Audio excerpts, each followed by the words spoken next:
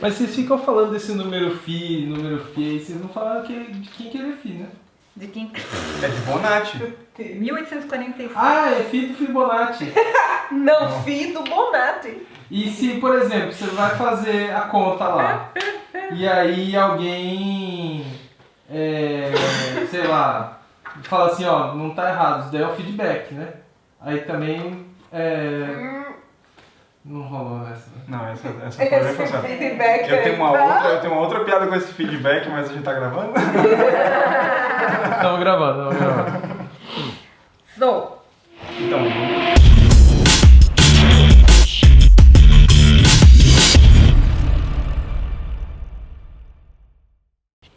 olá, eu sou Lígia Passione eu sou o Cláudio Vilar. e nós estamos no Berlin Tech Talks, apesar de você não ter reconhecido, porque estamos testando um novo cenário, né?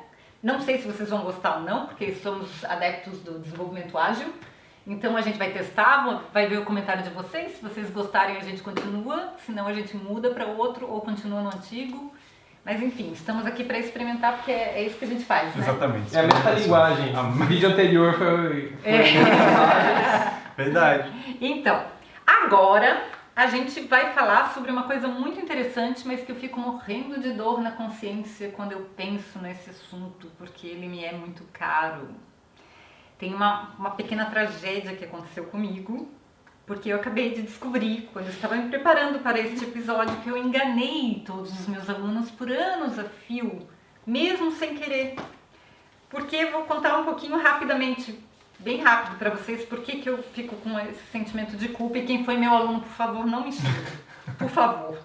Eu dei aula durante alguns anos para os cursos de graduação e pós-graduação em design, e eu me lembro que em 2002 foi lançado esse livro aqui que se chama Razão Áurea, que é a história de Phi, do Mário Lívio, que ele fez uma pesquisa exaustiva, muito bem feito, muito bem escrito, livro sobre a história do Phi, que é um número, é o símbolo que fala da proporção áurea ou proporção divina.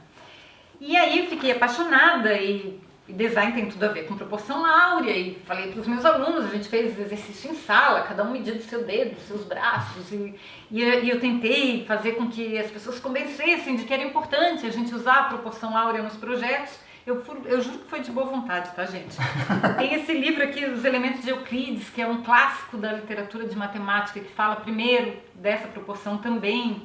Esse livro é lindo, o livro da Tasha, todo colorido, gente, olha que coisa linda, muito lindo. Mas enfim, aí pesquisando para fazer esse episódio, eu descobri que não é bem assim a história.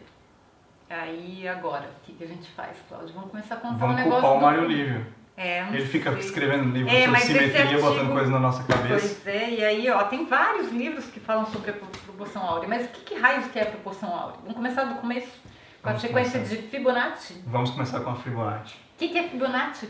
Fibonacci Que é filho de... Como é que é a piadinha piadinha do outubro. É o Phi de Bonatti, depois conto.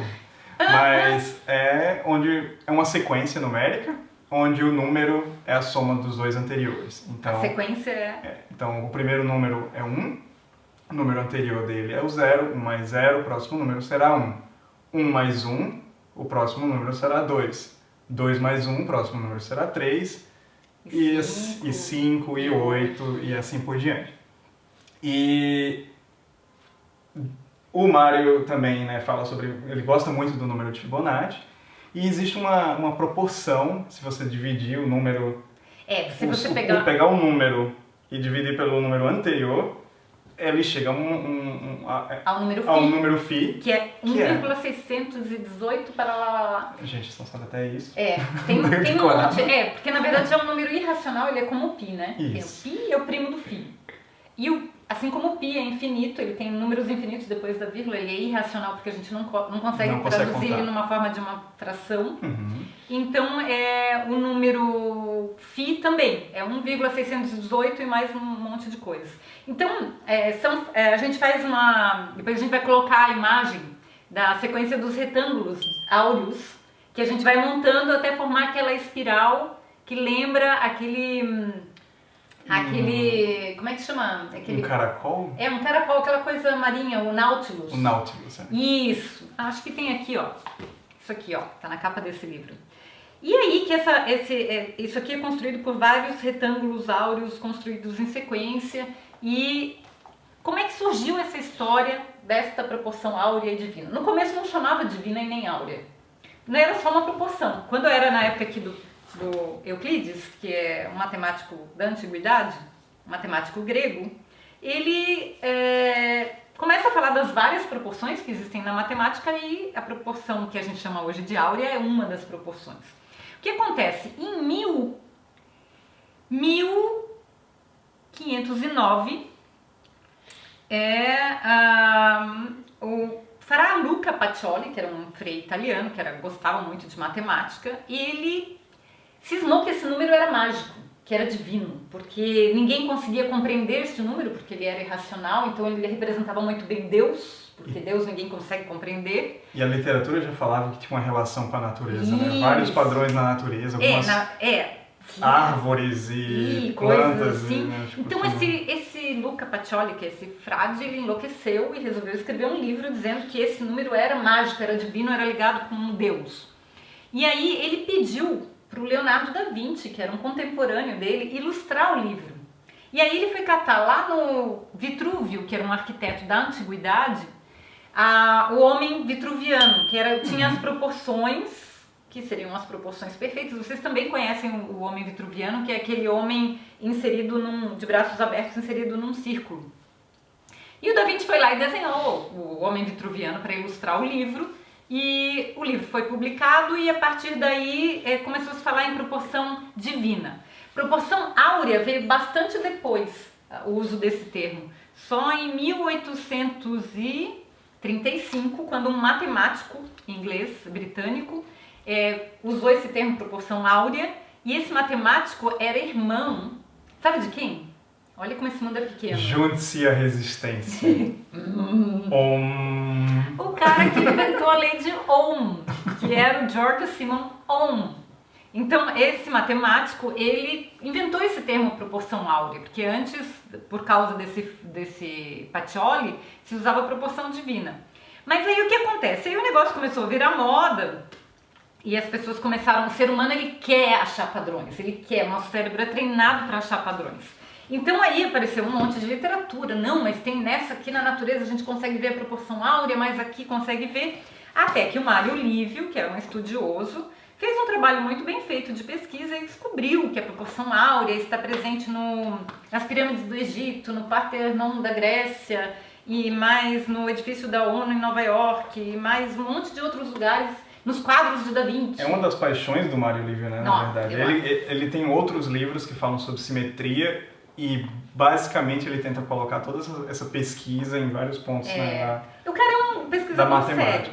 O problema foi que aí eu fui pesquisar um pouco mais e encontrei um artigo de 1992 escrito por um matemático, era a tese dele, ele foi fazer a tese, ele fez um levantamento bibliográfico e ele escreveu um artigo que se chama Misconceptions about the Golden Ratio, e o nome dele é George Markovsky. E aí eu vou colocar o link aqui do artigo dele, onde ele fala que isso tudo é balela, que é tudo mentira, que o Partenon não tem as proporções áureas e que nem Da Vinci usa as proporções áureas nos quadros dele, que não existe, isso é besteira. Botou muita gente no chinelo. Ele fez ele escreveu um artigo muito bem estruturado, muito bem, depois vocês vão poder ler o original do arquivo. Olha, temos convidada especial, eu não sei se ela tá aparecendo. Só um pedaço do rabo. Só o rabo. Mas aí o que acontece? Ele desmonta toda essa questão da proporção áurea, porque ele diz que, primeiro, que é um número irracional, então não é possível você calcular exatamente se uma coisa tem ou não essa proporção, né? Porque sempre vai ser aproximado. Então qualquer superfície que você vá usar para calcular uma proporção áurea, tem que ver a resolução, tem que ver a margem de erro, tem que ver se a superfície é totalmente plana ou não. E aí ele foi atrás de ver se isso aí batia mesmo. Eu sempre achei, quando eles mostravam as proporções áureas nesses quadros do Da Vinci, de outros pintores do Renascimento, meio forçado o jeito que eles colocavam lá os... Lígia, mas eu acho que, tipo, a necessidade do ser humano de achar padrões... acho que muito forte. Mas eu acho que é uma coisa boa, mesmo que a proporção áurea não seja um número exato, Mas ela tá em todo lugar, né? Tá na resolução do monitor, ela tá no... Não tá, aí que tá. Porque tem muitos monitores Então, diferentes. mas várias pessoas criam produtos, né, visuais Sim. que seguem alguns padrões e elas satisfazem, né? Mais ou menos, porque tem uma pesquisa em Berkeley e Aham. outra pesquisa feita em outra universidade dos Estados Unidos, onde eles pegaram um retângulo áureo e outros formatos de retângulo e mostraram para as pessoas que não existe uma preferência clara visual com relação ao retângulo áureo. O que se fala? É uma das proporções possíveis existentes, Sim. das várias. Você pode ter simétrica, você pode ter a proporção de 3:1, e uma delas é a proporção áurea. Mas assim, não é a proporção, não é o número divino, não é a solução para todos os problemas de design, como até então estava sendo vendido pra gente. Ah, entendi. Entendeu? E... Não tem nada de errado com ela só não é a proporção mágica, divina, maravilhosa que o ser humano naturalmente gosta. Mentira! Porque eles fizeram pesquisas e o ser humano naturalmente não percebe, ele vai escolher outras coisas. E hoje em dia a gente tem tablets, telefones. Paro? Não, continua. Hoje em dia a gente tem tablets, telefones de tantos formatos diferentes. Então, assim, não é a solução mágica para tudo como foi vendido, como eu vendi. Eu comprei assim e vendi assim. Peço desculpas para os meus amigos, meus alunos do design, mas é uma verdade. Isso é uma das opções existentes. É uma alternativa de proporção interessante, mas não é a única e nem é. Existem várias proporções que são lindíssimas também, né? São. Fibonacci, por exemplo, por si só é muito lindo. Então tem coisas interessantes, mas a proporção áurea não é áurea. Essa é a questão, e nem divina. Ela é simplesmente uma das muitas proporções que existem. Então assim, eu fiquei tão triste. Mas eu é bom saber e provar, mas eu acho que é uma coisa que a sociedade já deveria saber, né? Que pessoal, é uma aproximação. Assim como acreditar em algumas constantes que existem na matemática. Até o Ives Bear, que é um dos grandes designers que a gente consegue outro dia, ele diz que é uma ferramenta importante, mas não é uma regra. Com certeza. Então, e a gente vê como uma forçação de barra para ser uma regra. Eu participei dessa forçação de barra. Eu tenho alguns números que eu gosto de manter na minha vida. Acho que era até com Fibonacci, né? Na época da universidade a gente apostava. A gente tinha que contar os números Fibonacci. Quando errava, eu tomava um shot. Meu Deus do céu. Coisa de universidade. Gente bêbada que ficou. Mas assim, ao longo do meu trabalho e da minha vida, eu tenho vários números, algumas proporções que eu tenho que manter para me satisfazer. Então, acho que usem seus números, achem os seus... Seus números mágicos. Seus números mágicos. Né? Cláudio, isso é numerologia. Olha, cabalista. O Feng Shui da matemática. O Feng Shui da matemática. Mas enfim, é interessante a gente saber que ele existe, ele é muito utilizado em design ainda, porque é uma proporção interessante, mas ela não é mágica, nem divina, nem de ouro, nem nada disso. Ela é só mais uma proporção. É que matemática é uma coisa muito divertida, né? Se você somar 10 números consecutivos da sequência de Fibonacci, ele sempre vai ser divisível por 11. Ó, que Loki! É muito louco esse negócio. É muito divertido. Matemática é uma coisa muito divertida, gente. Muito, muito divertida. Tem vários... Eu recomendo de qualquer maneira que se leia esse livro, que é a História de Phi, que é uma pesquisa histórica bem interessante. E tem muitos livros a respeito de pontos históricos da matemática. Você começou a ler aquele que eu te emprestei lá do Poincaré? Aí a gente pode teoria de Poincaré e... Qual foi a última lei de Fermat? Que era o outro teorema de Fermat. Tem muitos livros de matemática que falam sobre a história da matemática que são muito, muito interessantes. A gente pode falar sobre alguns deles se vocês gostarem do tema. Eu adoro. Eu vejo livros sobre a história da matemática e compro e leio. E eu pego emprestado. Então, gente, eu espero que vocês não tenham ficado muito decepcionados. Quem foi meu aluno, me desculpe de novo. E continua usando... Procure seu número. Tem um número para todo mundo. Continua usando a sequência de Fibonacci se quiser, mas não é obrigado. Você pode fazer o que você quiser, né? Usa o que o olho achar melhor e usa todas as suas técnicas e conhecimentos, mas essa proporção não é áurea e nem divina, ela é só mais uma proporção. Espero que vocês tenham gostado Não tenham ficado muito chateados.